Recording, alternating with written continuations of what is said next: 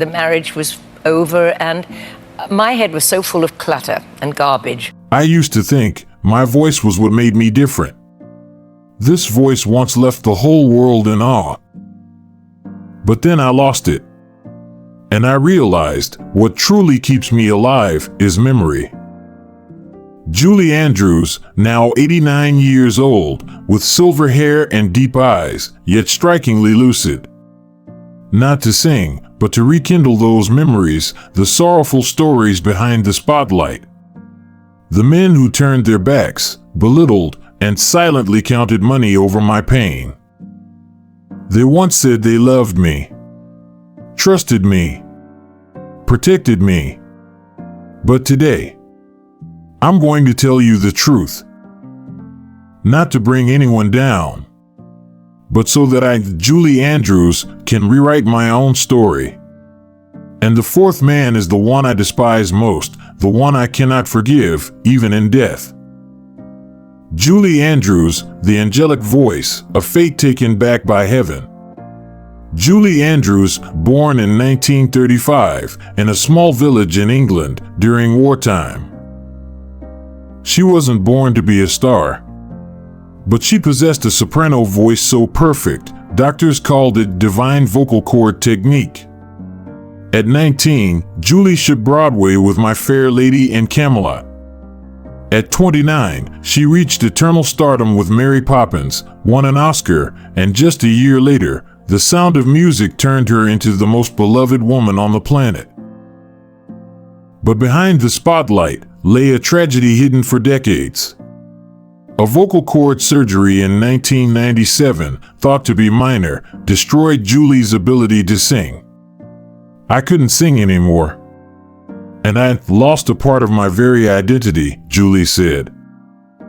Years of depression, feeling lost, undergoing therapy followed.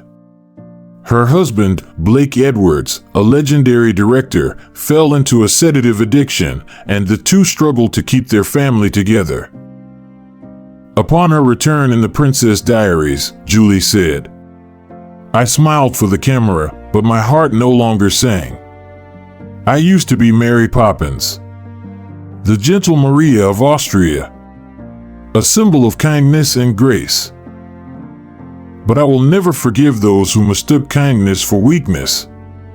Never forgive those who quietly pushed me over the edge, then pretended not to notice." Julie's soprano once brought the world to tears. But today, she doesn't need to sing anymore. I just need to speak. And when I speak, the world will know who stole the light from my life. 5 men. 5 shadows. 5 verdicts after 50 years of silence. And now, each name will be called out. The first man, Tony Walton. The one who turned marriage into a performance and hid betrayal behind art. Not everyone who stabs you leaves blood. Some smile, hug you, then leave you alone to clean up the wreckage of a life built on misplaced trust. He was my first love. The one who knew me from stage to backstage. But love doesn't die from betrayal. It dies when one person silently walks away, leaving the other to fight alone. Julie met Tony Walton in 1954, married him in 1959, when they were both very young. They had a daughter, Emma. Tony was a stage designer, a talented artist, by Julie's side during her early fame in both the UK and the US. We once dreamed a big dream. Together. But when that dream shattered, I realized I was the only one left holding the broom. In 1965, Julie was pregnant while filming The Sound of Music. The pressure of fame, pregnancy, and an overwhelming schedule left her exhausted. Meanwhile, Tony got swept into New York's underground theater scene, parties, stimulants, and affairs. I came home at 2 a.m. after filming and found my artist husband asleep beside a young dancer. Julie discovered not only was Tony cheating, he was also using her fame to sign personal directing deals, dodge taxes, and invest in real estate behind her back. When Julie brought up divorce, Tony threatened to sue for custody and demanded a share of royalties from her songs in Mary Poppins and The Sound of Music. The man who once held me backstage sat in a lawyer's office, printing my earnings like a price tag on a product. I don't hate Tony for cheating. I hate that he used love as a cover for gain. And when I was at my weakest, he chose lawyers over me. Tony Walton, the man who once said, "I'll never make you cry." But when the tears came, he was no longer there. The second man was different. He didn't disappear, but stood in the spotlight, smiling as he destroyed Julie with a fake compliment. The second man, Walt Disney. The one who turned a voice into a legend, then locked it in a golden cage with no escape. Walt Disney, the man who brought Julie Andrews to Hollywood. The man who gave her the role of a lifetime. The man who called her voice a gift from heaven. But behind that praise were shimmering walls of a prison. In 1964, Disney personally called Julie to offer her the role of Mary Poppins, even though she had never acted in a film before.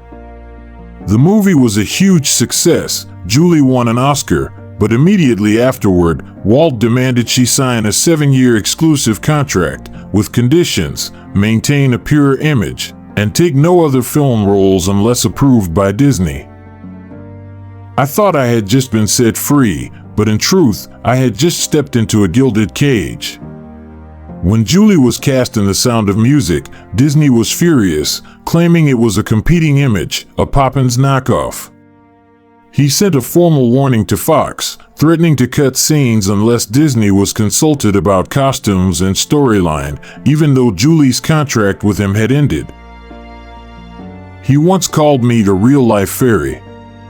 But when I wanted to grow up, to be different, he used contracts to keep me as a child forever. I'm grateful to Walt for Mary Poppins. But I resent him for turning me into a character, not an artist. Because my image was in his hands. I lost at least 5 years of being myself. And the third man? He had the audacity to publicly humiliate Julie.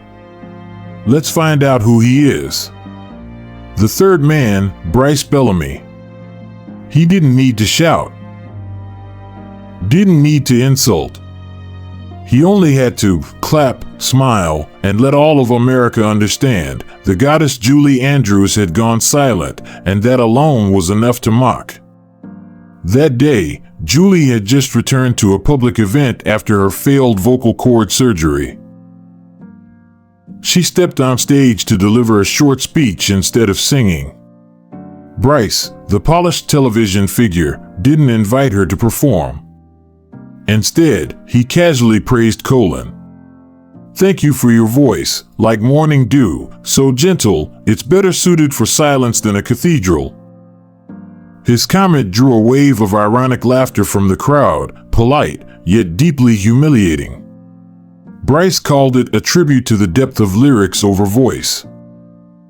But to Julie, those words were a cold blade. He didn't strike me down. He merely marked that I was no longer a goddess. And that was the cruelest blow. The world witnessed that glassy moment, but few knew that right after her speech, Julie quietly left the event. She lost even more ground in the showbiz world. I didn't feel ashamed for losing my voice. I felt ashamed when people so casually reminded me of it in front of millions. Bryce didn't need to expose me. He just powdered me up and cast me under the wrong light. Bryce Bellamy, the man who gently patted my back with kindness while stripping away the mask of gentleness. But the next man was far more brutal. He didn't speak, just a single click, a short email, and Julie's career nearly ended. The fourth man, Michael Mike Carter. Michael Carter brought Julie Andrews back to Broadway, but not to honor her. He used the Mary Poppins and Maria brand, dragged her into the spotlight, and turned her into an echo on speakerphone. In 2001, after losing her voice, Julie returned to Broadway in a new play written by Mike Carter, a script based on her life, marketed as emotional and bold. But beneath the surface, the script was filled with dialogue that reopened old wounds, not spoken lines, but triggers designed to control the audience's sympathy, making them both love and pity her, like a living relic. During one preview, Mike praised Julie. "The queen of the stage tonight, but she may be stuck in memory. We'll let the audience feel like they're watching a documentary." That line grated on Julie. "You turned me into documentation, not a life." Documentation. I've lived with pain all my life, but I won't stand mid-performance just to have someone else direct my tears. Mike didn't humiliate me. He made me an emotional product, unwrapped frame by frame. The fifth man, the archivist, the curator of fabricated memories. Julie Andrews lost her voice. But in 2023, a new Julie voice echoed, eerily perfect, and she never recorded it. A production company used AI technology to recreate Julie's voice from old recordings, dubbing her into a documentary on artificial intelligence narrating film history, all without her direct consent. Her youthful image was also digitally smoothed and altered, then uploaded on streaming platforms as a cultural relic, yet it no longer reflected who she truly was. I heard myself singing, but it wasn't me. It was a Julie they created, polished, pleasant, and exploitable. They sliced me into sound bites, kept the parts they liked, erased everything I ever heard from, everything I lived truthfully. I don't hate them for recreating me. I hate that they didn't ask, and that they didn't need to ask. I'm no longer allowed to be myself. I'm just data for the public. I used to think my voice was what made me different. But then I lost it. And I realized what truly keeps me alive is memory. I remember every word they dropped like traps. I remember the look in their eyes when they turned away. And I choose not to forget. Not to let them rewrite the story I lived truthfully. I don't need to sing anymore. I just need to be heard. This time, in my own voice. Have you ever had your voice silenced by someone? Write it down, so no one has the right to erase you from your own memory. If you believe Julie deserves to tell her story in her true voice, share this.